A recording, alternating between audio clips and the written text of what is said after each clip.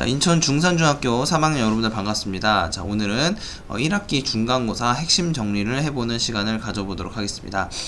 자, 들어가기 앞서서 이런 질문 하는 친구들이 굉장히 많아요. 보면은 뭐 이것만 외우면 100점 받을 수 있나요? 라고 하면 아닙니다. 자, 그래서 이걸 묻지 마시고 기존에 수업을 얼마나 열심히 들었고 학습지를 얼마나 열심히 공부했는지가 더 중요하기 때문에, 자, 이거는 여러분들이 참고용으로 시험 공부를 하는 데 있어서 참고용으로 했다라고 보시면 될 것 같습니다. 자, 그러면은 시작을 해보도록 하죠. 자, 우선은 구석기 시대부터 먼저 살펴보도록 하겠습니다. 자, 구석기. 자, 구석기 시대에는 이야기했듯이 뗀석기가 사용되었고요. 대표적인 뗀석기로는 바로 주먹도끼라는 도구가 있었습니다. 자, 보시면 이게 바로 주먹도끼고요. 보이시죠? 자, 그 다음에 이제 보시면은 잠시만. 자, 다시. 자, 보신 다음에 이때 당시에 생활 모습은 어때 하였는가를 보시면은 바로 보면 채집과 사냥을 했었고요. 채집과 사냥. 그 다음에 이동생활 했죠. 채집과 사냥을 하다 보니까 굳이 고정적으로 정착생활 할 필요 없이 이동생활 했고요. 이동생활 하다 보니까 집을 이쁘게 지을 필요가 없지. 그래서 막집에서 살았다. 요런 거 보시면 되겠고요. 자, 기본적으로는 평등한 사회였습니다. 평등 사회였고, 자, 구석기 후기에는 여기 나와 있듯이 쓴배찌르개라는 도구가 사용되었고요. 자, 쓴배찌르개는 요 사진이니까 사진을 잘 봐두시기 바라겠습니다. 자, 이제 신석기로 가보겠습니다. 자, 신석기에 주로 사용된 석기는 바로 간석기죠. 갈아서 만든 간석기. 자, 그리고 중요한 특징으로는, 자, 농경과 목축이 시작됨에 따라 중요하죠. 정착생활을 하게 되었다. 정착생활, 이거 중요하다고 했었지. 자, 정착생활 하다 보니까 집도 막 짓는 게 아니라 조금 이쁘게 지어야 돼요. 자, 그래서 움집을 지었게 되었다. 기억을 해두시면 되겠습니다. 신석기 시대도 기본적으로 평등한 사회였고요. 주로 사용한 도구로는 뭐 이런 것들 있죠. 자, 가락바퀴, 뼈바늘, 빗살무늬 토기, 요 정도가 있다. 자, 그래서 여기 보시면 이게 가락바퀴고요. 그 다음에 이게 요런 모양에다가, 자, 이게 빗살이 되어 있는 거 보이죠? 이게 바로 빗살무늬 톡이다. 이렇게 보시면 되겠습니다. 자, 다음으로 넘어가겠습니다. 자, 청동기로 가보죠. 자, 청동기 시대는 당연히 청동기가 사용이 되었고요. 기본적으로 대표적인 청동기로는 바로 비파형 동검이 있습니다. 비파형 동검. 바로 요게 비파형 동검이죠. 악기인 비파 모양의 동검이다. 이렇게 보시면 될 것 같고요.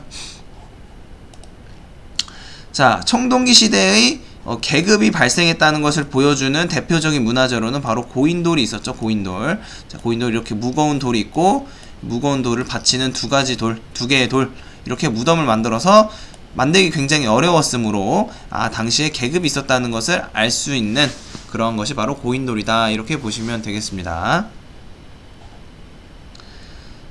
자, 뿐만 아니라 벼에 곡식의 이삭을 자르는데 사용되었던 도구가 바로 반달돌칼이죠. 그래서 반달돌칼. 그래서 곡식의 이삭, 그러니까 곡식의 열매를 수확하는, 따내는 용도로 사용된 것이 바로 반달돌칼. 이름에서 알 수 있다시피 돌을 이용해서 만들어낸 것이 바로 반달돌칼이다. 이렇게 보실 수 있겠습니다. 자, 그 다음에 이제 고조선으로 가보도록 하죠. 자, 고조선 같은 경우는 누가 건국했다? 그렇지, 단군 왕검. 단군 왕검. 자, 단군 왕검이라는 이름에서 알 수 있듯이 바로 고조선은 재정일치사회였어. 재정일치사회가 뭐야? 재정일치사회라고 하면 보시면 제사와 너무 크다. 제사와 정치가 일치된 거지. 그래서 정치적 우두머리와, 그치? 정치적 우두머리와 그 다음에 제사장이 동일한 인물인, 그래서 단군 왕검이라는 명칭을 통해서 우리가 고조선은 재정일치 사회였구나 라는 것을 알 수가 있고요. 자, 그 다음에 프린트를 보시면 여러분들이 뭘 알 수 있냐면, 학습지에 보면 건국설화를 통해서 당시 고조선 사회를 유추할 수가 있어. 그 부분도 여러분들이 반드시 기억을 해두세요. 자, 다시 한번 건국설화를 통해서 당시 고조선에 대해서 알 수 있는 고조선의 사회 모습 두 가지 기억하시면 되고요. 특히 크게는 뭐 농업을 중시했다. 농업을 중시했다는 내용도 있고요. 그 다음에 두 번째로는 홍익인간 정신을 살필 수 있다. 이런 두 가지 내용이 있었으니까 이 두 가지 내용 기억을 해두시면 되겠습니다. 자, 이렇게 단군왕검이 건국한 고조선은요, 기본적으로 청동기 문화를 기반으로 건국이 되었고요. 자, 다만 중간에 중국에서 넘어온 위만이 집권함에 따라 위만이 집권한 이후에 철기 문화가 엄청나게 발전을 하게 된다. 이것도 기억을 해두시면 됩니다. 초반에는 청동기 문화를 바탕으로 건국이 되었지만 위만이 집권한 이후로는 철기 문화가 발전하게 되었다. 기억을 해두시고요. 자, 그 다음에 팔조법 기억나죠? 팔조법인데 팔조법 중에서 지금까지 전해져 내려오는 법은 3개죠. 그 3개의 내용에 대해서도 여러분들이 기억을 하셔야 됩니다. 그리고 한나라에게 멸망했다. 이런 내용들이 있었습니다. 자, 이제 여러 나라의 등장으로 살펴보도록 하겠습니다. 여러 나라의 등장. 자, 얘들아, 우선 스승님이 여기 오른쪽에 지도를 가져놨는데 이 각각의 위치에 대해서 여러분들이 정확하게 기억하셔야 돼요. 자, 위에서부터 보면 부여, 그 다음에 고구려, 그 다음에 옥저, 동해, 그리고 얘네 묶어서 삼한, 이렇게 위치를 지도를 통해서 여러분들이 기억을 하셔야 됩니다. 아시겠죠?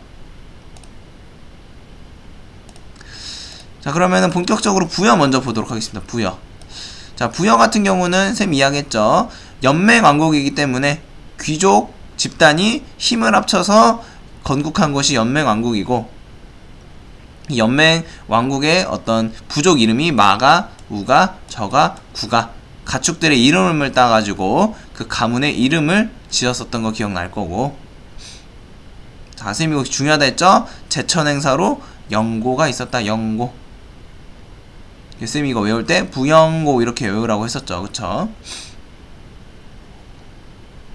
자, 다음은 고구려에 대해서 배워보도록 하겠습니다. 고구려. 자, 고구려 같은 경우도 연맹왕국이었기 때문에 귀족들이 서로 모여가지고 회의를 하는 제가회의라는 시스템이 있었고요. 결혼 제도로는 서옥제, 그래서 남편이 일정 기간 동안 처가에 가서 사는 서옥제가 있었고, 그 다음에 제천행사라는 동맹이 있었다. 기억을 해두시면 되겠습니다.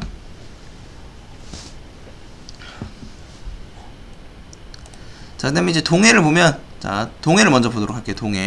동해를 보면은 그 부족 간의 경계를 넘으면은 배상을 해주는 책화라는 시스템이 있었고, 그치? 그 다음에 제천행사로는 무천이라는 제천행사가 있었다. 기억을 해두시고요. 자, 그래서 옥저 같은 경우는 여기 있듯이 민며느리제라는 결혼제도 기억나지? 어린 자식을 남편 집에 보내서 성장하면 결혼을 시키는 제도가 민며느리 제도였고,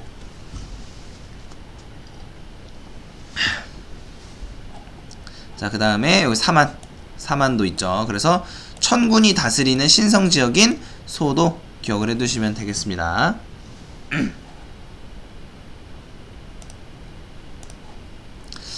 자, 이제 다시 고구려로 가보도록 하겠습니다. 이제 삼국시대 중에 고구려 살펴보도록 할 건데요. 자, 우선 살펴보면 주몽부터 살펴보도록 하죠. 자, 주몽이 어디서 건국했다? 졸본이라는 곳에서 건국을 하고요. 주몽이. 하지만 주몽이 죽고 난 이후에 국내성으로 천도를 하면서 수도가 국내성으로 바뀌게 됩니다. 자, 태조왕 매우 중요하죠. 태조왕 매우 중요하지. 자, 태조왕은 옥저를 정복했고요. 뿐만 아니라 다양한 성씨가 왕위 계승을 할 수 있었는데 태조왕 때부터 계루부 고씨만이 왕위 세습이 가능했다. 요거 기억을 해둬야겠지. 그치?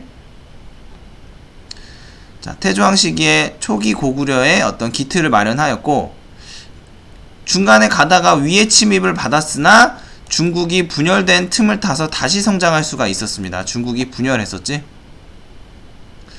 자, 하지만 기억나죠? 원망하는 왕이라고 선생님이 외우라고 했었는데 고국 원왕이 근초광에게 전사하면서 고구려는 크나큰 위기에 봉착하게 됩니다.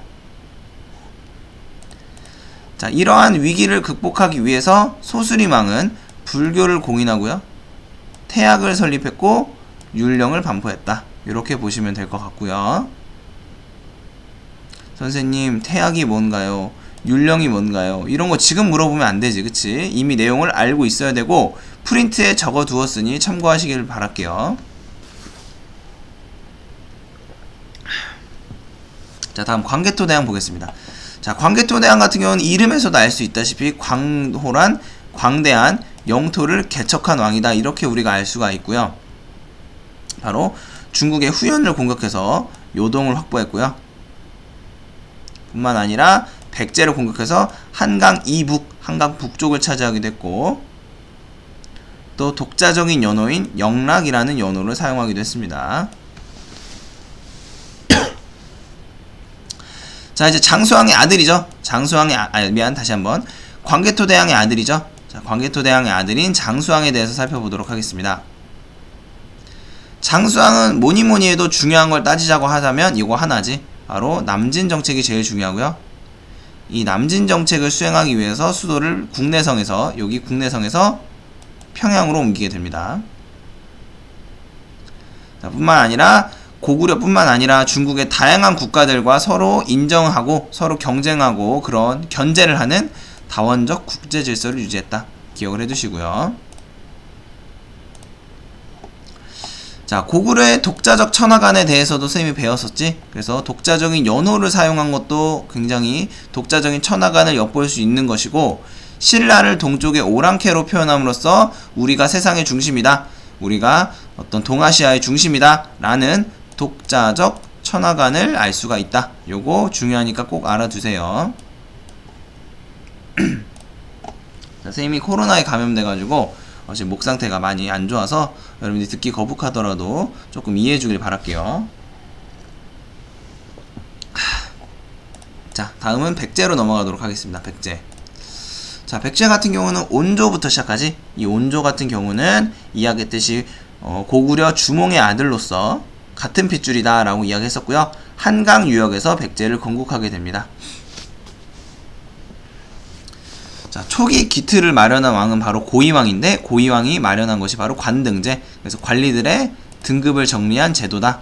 그래서 왕권을 강화하고자 하였다. 이것도 선생님이 이야기했을 겁니다. 관등제.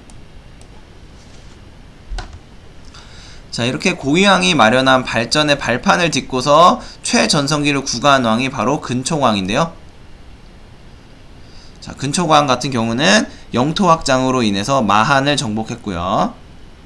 자, 우리가 앞에서 배웠듯이 고구려의 고국 원왕을 전사시키면서 영토를 북쪽으로도 확대합니다.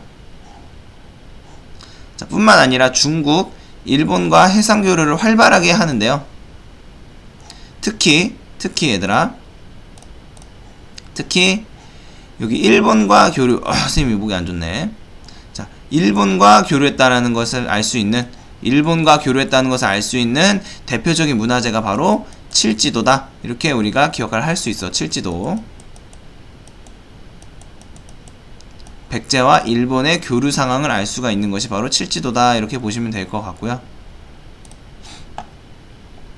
자, 이렇게 최전성기를 구가하지만 안타깝게도 장수왕이 남진 정책을 펼치면서 백제의 계로왕을 죽이면서 복수에 성공하게 되고요. 그래서 고구려가 복수에 성공하면서 백제는 큰 위기를 맞이하게 됩니다.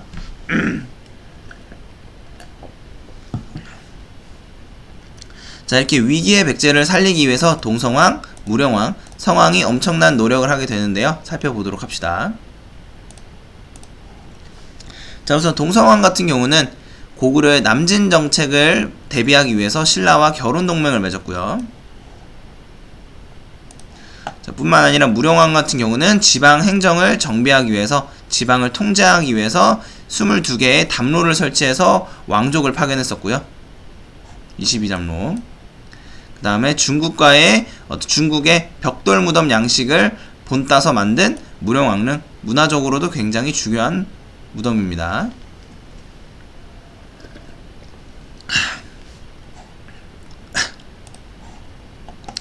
자, 그 다음에 성왕인데요. 무령왕의 아들로서 수도를 사비로 옮기고 국호를 백제에서 남부여로 바꾸게 됩니다. 자, 뿐만 아니라 신라와 함께 한성을 잠시 탈환하였지만 어떤 진흥왕의 배신으로 인해서 진흥왕의 배신으로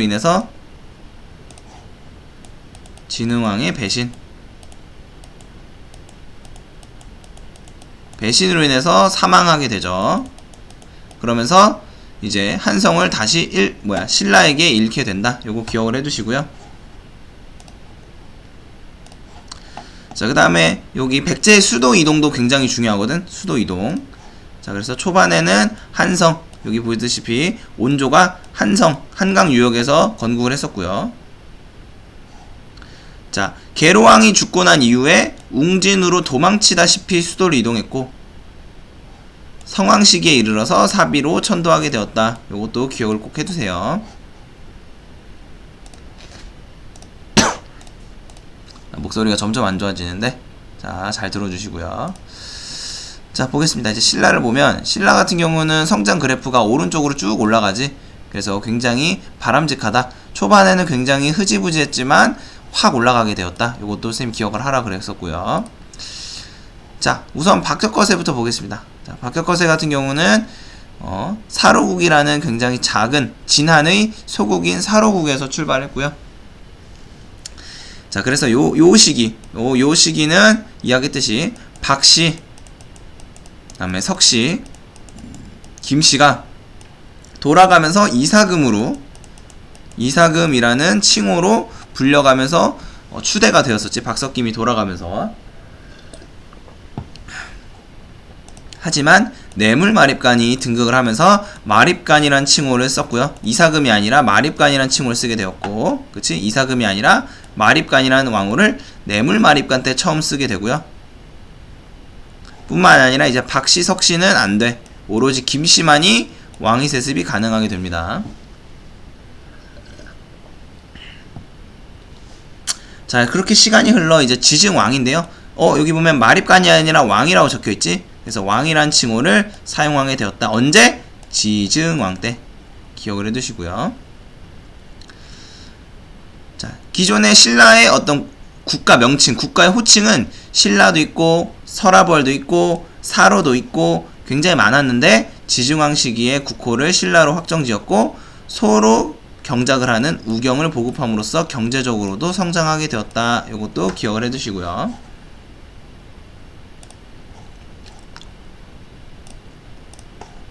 자, 일단 버풍왕 보겠습니다. 버풍왕 같은 경우는 우선 이름에서 법이라고 적혀있지. 그래서 율령을 반포했고요. 그 다음에 신라를 흥하게 하기 위해서 군사 업무를 담당하는 병부를 설치하고 그 다음 불교를 수용했다. 이것도 기억을 해두시고요. 자, 이후에 등극한 진흥왕은 어떤 백제 성왕을 배신함으로써 한강 유역을 독차지하게 되었고요. 자, 그리고 영토를 굉장히 확장을 많이 하는데 그럴 때마다 순수비를 건립함으로써 자신의 업적을 기록을 했죠. 자, 그래서 여기 이게 순수비. 그래서 순행, 돌아다니면서 정복한 것을 기념하는 비석이다 라고 해서 순수비 이렇게 보고 있죠. 자, 뿐만 아니라 인재 양성을 위해서 화랑도를 재편했고요. 불교를 통해 백성들의 마음을 하나로 모으기 위해서 큰 사찰인 황룡사를 창건하게 됩니다. 자, 이제 가야에 대해서도 배울 건데요. 가야. 자, 가야 같은 경우는 우선 전기 가야연맹과 후기 가야연맹으로 나뉠 수가 있는데, 자, 우선 전기 가야연맹은 바로 금관 가야가 이끌었다고 했었죠. 애초에 가야란 나라 자체가 굉장한 소국들이 모여서 하나의 연맹체를 이루고 있는, 즉 여러 소국들이 하나로 뭉쳐진 나라이기 때문에 반장을 뽑는 것처럼 전기 가야연맹을 이끌었던 나라와 후기 가야연맹을 이끌었던 나라가 다릅니다. 목소리가 많이 안 좋죠? 미안. 자, 우선 전기 가야은맹을 이끌었던 금관가야는 김해를 중심으로 이루어졌었고요. 자, 쌤이 그래가지고 요것과 관련해서 전기 가야은맹은 이 한자를 기억하라 그랬지? 자, 쇠금자지? 하지만 성으로 읽을 때는 김씨로 읽는다고 했어.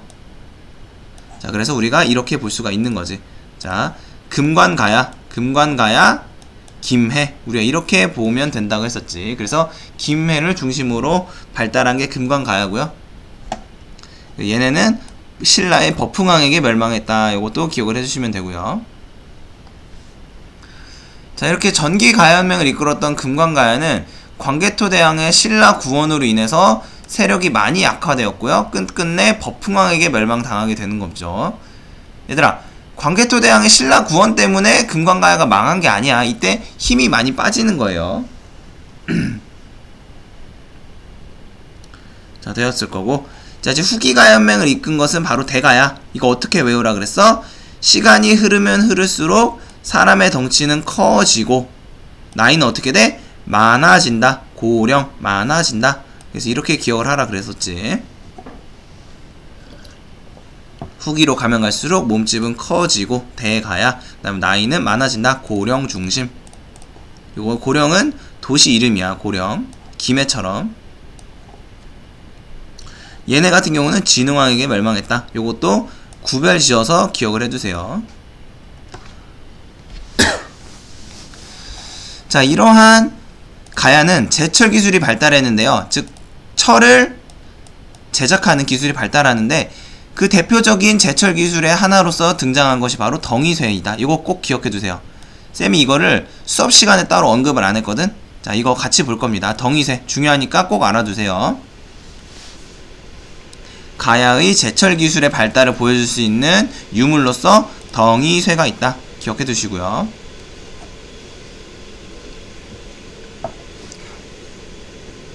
자, 그러면 얘들아 교과서 29페이지를 볼 거고요. 자, 교과서 지금 있는 친구들은 교과서를 펴주고 없는 친구들은 따로 체크를 해주시면 좋겠습니다. 자, 교과서 29페이지 한번 보도록 하겠습니다.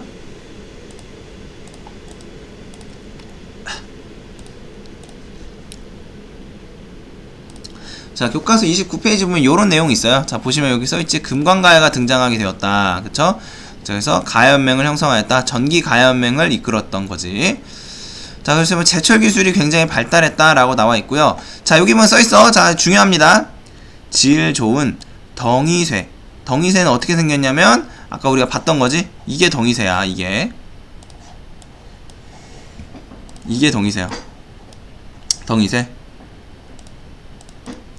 자, 근데 이런 덩이쇠를 보면 적혀있죠. 질 좋은 덩이쇠를 낭랑 또는 외에 수출하였다. 이런 내용이 있어. 낭랑 그리고 외에 수출하였다. 이런 내용이 있는데 이거 꼭 기억해두세요. 꼭 기억해두세요. 질 좋은 덩이쇠를 낭랑과 일본에 수출했다. 누가? 금관가야가. 이렇게 기억을 해주시면 되겠습니다.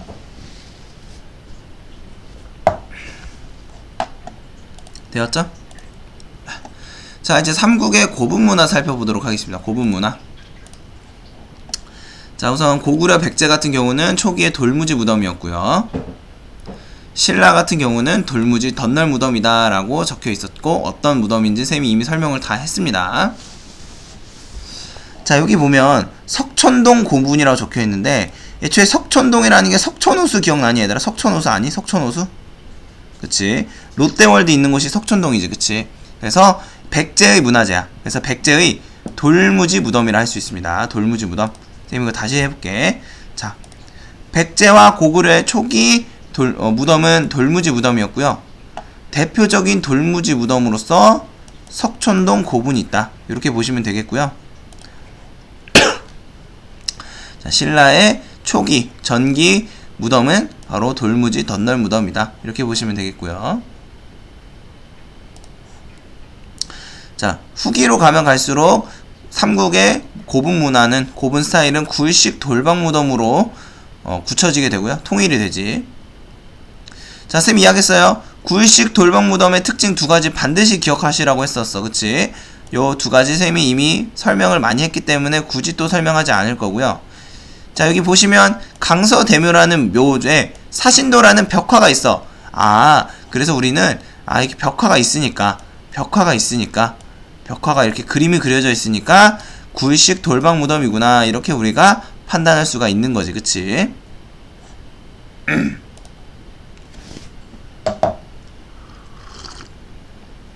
오케이, 좋습니다.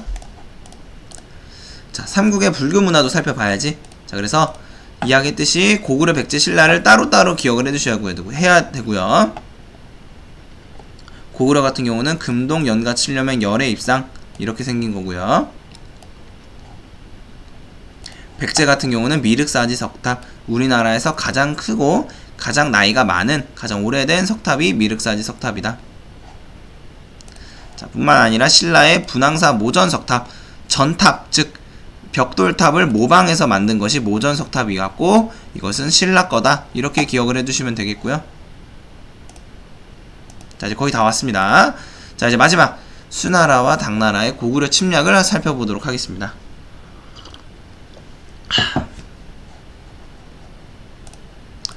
자, 보시면 우선 수나라 같은 경우는 1차 침입은 수문제에 의해서 이루어지게 됩니다. 안타깝게도 수나라 입장에서 자연재해로 인해서 실패하게 되고요. 2차 침입은 쌤 이야기했듯이 양아치 같은 아주 폭군이었죠. 수양제에 의해서 2차 침입이 이루어지게 되고요. 자, 2차 침입이 훨씬 더 중요한 거지. 왜냐하면 살수 대첩이 있기 때문에. 자, 그래서 별동대를 살수해서 을지문덕이 격파했고요. 우리가 뭐라 그러냐면 살수 대첩이라고 하죠. 살수 대첩. 꼭 기억을 해두세요. 살수 대첩. 자, 그래서 이 살수 대첩에 대해서 알 수 있는 사료가 있는데, 바로 을지문덕이 우중문에게 보낸 시가 있었죠. 요 내용 기억을 눈에 익혀두시면 좋을 것 같습니다. 자, 그래서 113만의 대군을 이끌었지만 고건무와 을지문덕의 활약으로 막아낸 것이 바로 수나라의 침입이다, 이렇게 보시면 되겠고요. 자, 이렇게 잦은 해외 정벌로 인해서 민심을 잃은 수나라는 30년도 안 돼서 멸망하고요. 바로 당나라가 그 중국의 바톤을 이어받게 됩니다. 자, 당나라는 초기에 국가 내부를 안정화시키기 위해서 고구려의 우호적인 행동을 보였고요.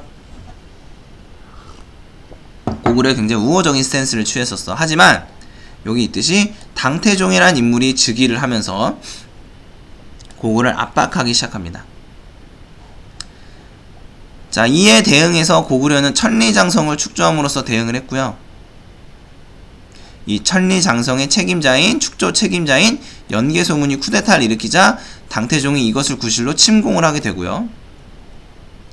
하지만 고구려는 안시성 전투에서 승리를 거두면서 당나라의 침입을 막아낼 수 있었다. 여기까지가 중간고사 범위 끝입니다.